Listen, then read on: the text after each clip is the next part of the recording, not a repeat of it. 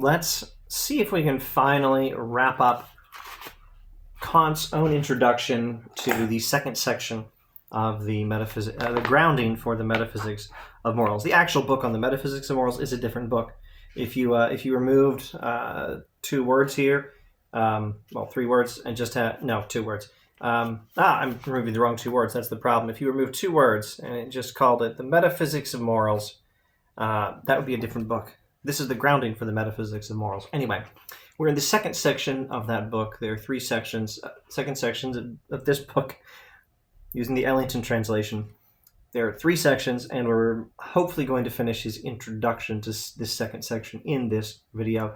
And maybe I need to pick up the pace after this. I fear I'm going too slowly through Kant, and this could be like my recent series on Descartes, which just took forever. All right.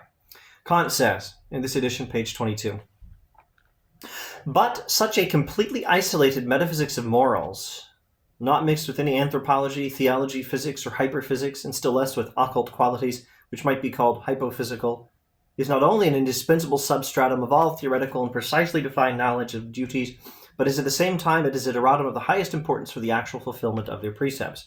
Well, this is very characteristic of Kant. He is using this long sentence with a lot of vocabulary words, and you can read that and have no idea what you just read. That happens to the best of us. Well, I don't know. I'm not the best of us. It probably happens to the best of us. It certainly happens to me. But I am persuaded that Kant, in this book, if in ever, definitely in this book, but probably as a fairly reliable rule in his other books as well, Kant is talking about simple stuff that's easy to understand. It just hasn't been phrased by Kant in a simple, easy to understand way. So let's see if we can paraphrase some of this. Let's first comment on the vocabulary. Completely isolated metaphysics of morals. What does that mean? That means a close look at the nature of moral law in itself, abstracted from experience. That's the wrong way of talking. We don't abstract from experience. We get knowledge of moral law independently of experience. Separated from experience is a better way of phrasing this.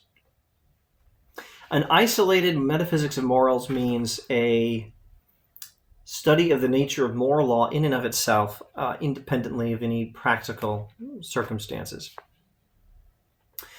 And then it's not mixed with anthropology, theology, physics, or hyperphysics, still less with occult qualities, which might be called hypophysical. Let's first zoom in on occult qualities and hypophysical. And I'm not even going to tell you what that means. I will tell you there are 2 or 3 things you could do. Maybe if I thought it was terribly important, I would do it myself. I don't think it's important for our purposes in this video. We're not doing a line-by-line reading of every single word, consulting the original German. One thing you could do is consult other translations. You can go online and find the German text and track down the vocabulary words. And sometimes Kant uses Latin, and you can track down those vocabulary words as well and figure things out. I'm not going to do that. It's not necessary for the point I need to make about what he's actually saying in this long sentence. Just to clarify some of the vocabulary. Anthropology means study of human beings. Theology, physics, I don't think I need to tell you what that means. I'll skip over hyperphysics. Occult qualities, which might be called hypophysical. I'll just give you a good guess at what that means, and then get to the dang point. The guess is he's talking about ideas you'll find in pre-modern metaphysics. This is my guess. He's talking about ideas of the essences or natures of things, like in pre-modern metaphysics, Aristotle, Augustine, Aquinas, Plato. This teacup is not made of matter alone. It has a non-physical essence or form. The matter itself is a combination of matter. The teacup itself is a combination of matter plus non-physical form. And the human being also has a nature along these lines, or combinations of body plus our non-physical souls. It's not soul, body separate. There's a unity, or at least a very close connection. We call this theory hylomorphism. And maybe Kant is talking about that sort of thing. But now, let's get to the dang point. What the heck is this sentence about? A study of moral law in itself, a study of the nature of moral law in itself, independently of all particular circumstances and all human experience, a study of the requirements of moral law in and of itself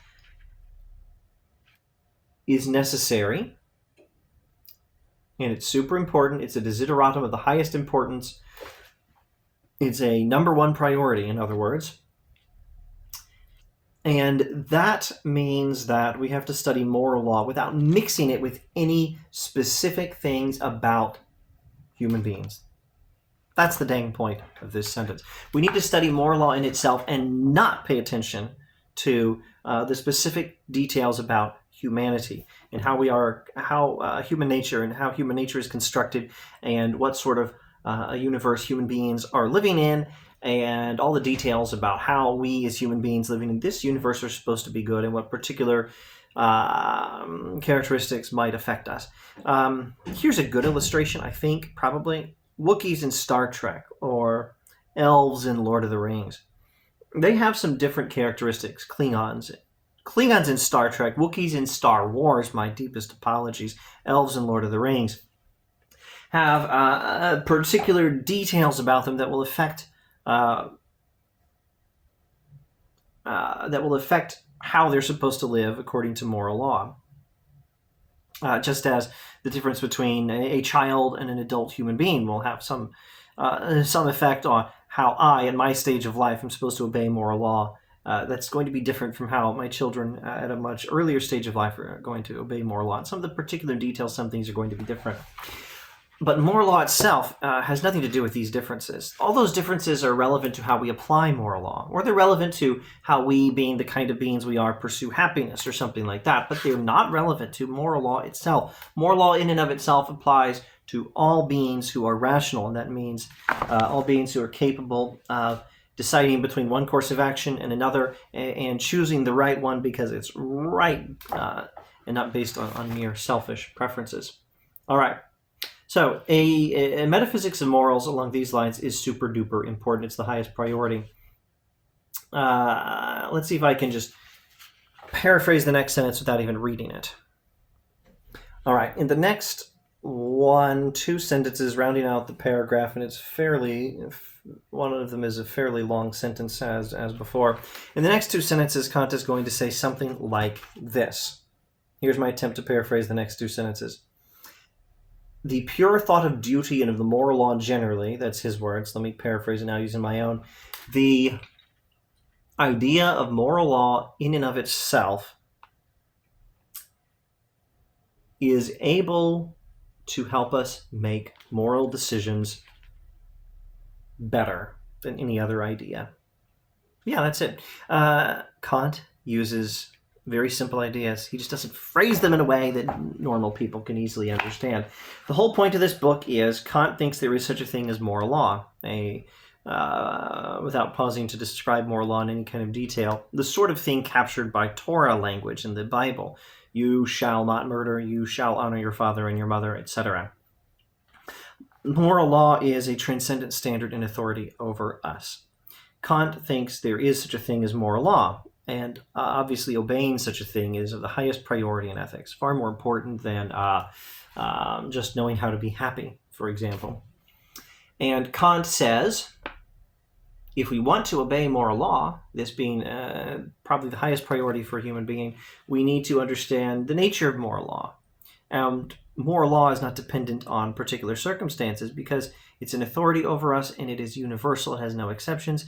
And particular circumstances could always introduce exceptions to some rules, except the rules that have no exceptions, which means you just want to shove all those particular circumstances aside and not think about them and think about moral law in and of itself. And if we can understand moral law in and of itself, we'll be able to use that when we make our decisions, because the whole point of ethics, in fact, the whole point of humanity, the whole point of existing and being a human being is to be able to make a decision between one course of action and another course of action and choose the right one because it's right.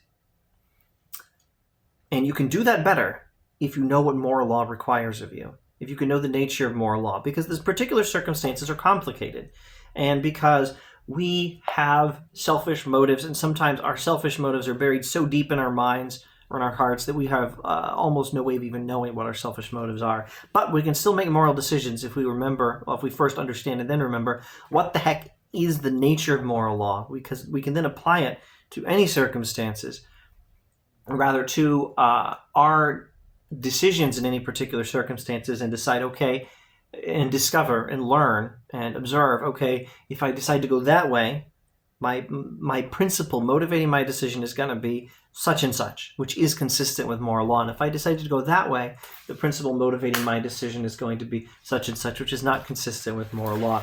In this way, the idea of moral law itself will give us a clearer way of choosing right actions instead of wrong actions in every circumstance. Now let's do 2 briefer Kant sentences and end this video. And they'll basically, I think, catch us up, bring us to the end of his introduction to the transition from popular morality to metaphysics of morals, that being section 2 of this book. And his whole introduction is about 4 pages. It is clear from the foregoing, it is clear from the 4 pages that have preceded, that all moral concepts have their seat and origin completely a priori in reason. A priori means independently of experience, and indeed in the most ordinary human reason, just as much as in the most highly speculative, they cannot be abstracted from any empirical and hence merely contingent cognition. Now, paraphrasing. What he's gone over in the last 4 pages, which has covered 3 or 4 videos in this series already, he thinks tells us clearly that moral concepts are independent of experience. We don't get them from experience. We get them from reason alone. There, that's it. I'm done. I'll shut up now. More Kant next time, and hopefully we'll get to the categorical imperative soon. Thanks for watching.